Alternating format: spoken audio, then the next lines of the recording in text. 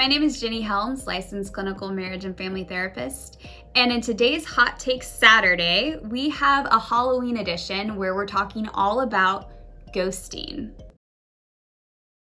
Ghosting is the phenomenon when you are in a relationship with somebody or talking to them romantically, and then all of a sudden, out of the blue, they fall off the face of the earth.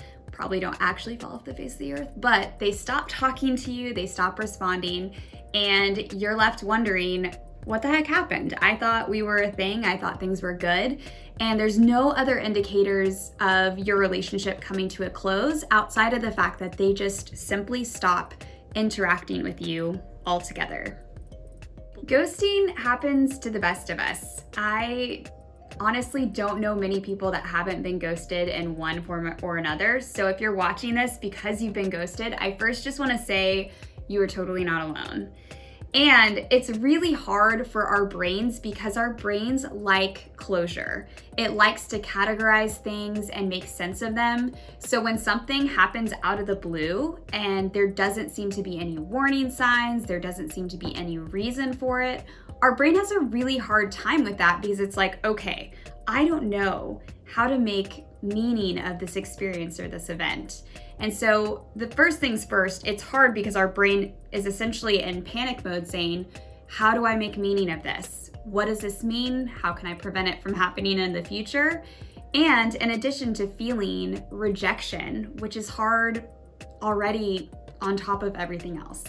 So when our brain is in that panic mode and it doesn't know how to assign meaning to an event like somebody just ghosting us, we will fill in the blanks with whatever makes sense to us based on our internal narrative or our internal story of how we see ourselves or how we've seen other life events that have happened to us in the past.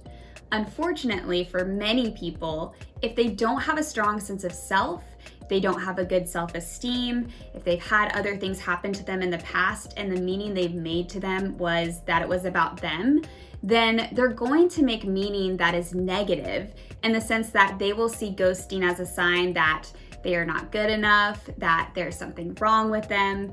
And it not only will hurt because of the rejection piece, but it's going to be another reason a person might see themselves as unworthy and unlovable, and it will really hit hard on their self-esteem. On top of it impacting our self-esteem, rejection is hard already, like I mentioned before, and often it can trigger things like pain and the sense of wanting to connect and reach out to other people.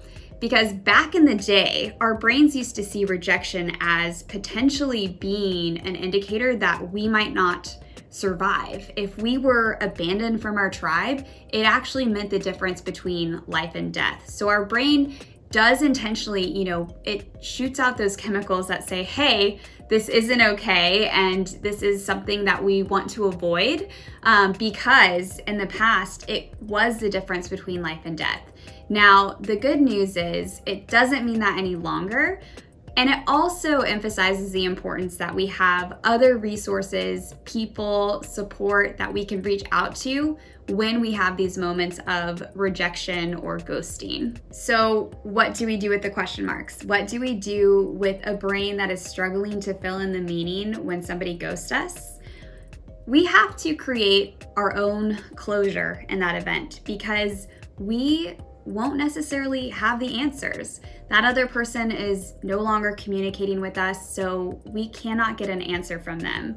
What we can do is create our own closure and come to terms with the fact that it's important that we make meaning of this in a way that protects our self-esteem and helps us continue to pivot and live life in the ways that we want to.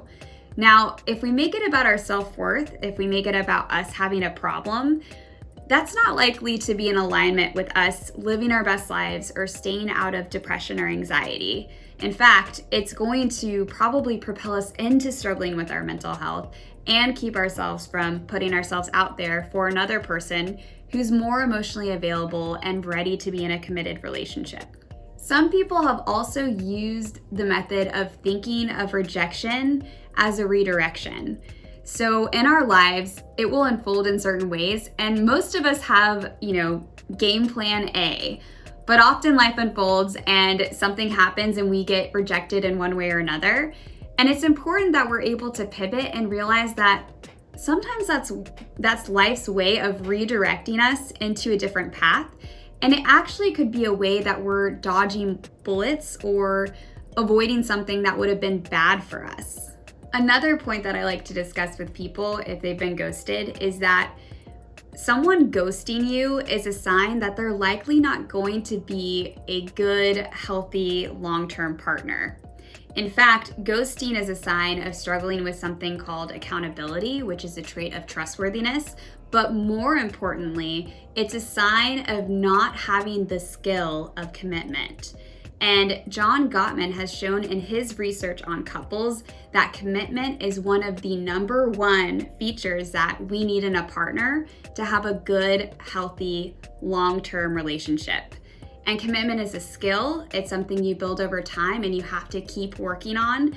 And clearly, if someone ghosts you, this is something that they struggle with and it means that not only would they not be a good partner for you, but they're likely not ready and in a space to be a good partner for anybody else. Ghosting is inevitable for many of us, whether it's at work, in our relationships, or in other ways. So it's really important to be able to pivot and bounce back in the ways that we're hoping we will, that we work on our self-esteem and we build our self-worth around things that have nothing to do with the ways that other people treat us. I hope with this message you can, if you struggle with self-esteem or if you're struggling to have a good support system, that you might look into building those features so that when life unfolds, you can bounce back and pivot as you need to.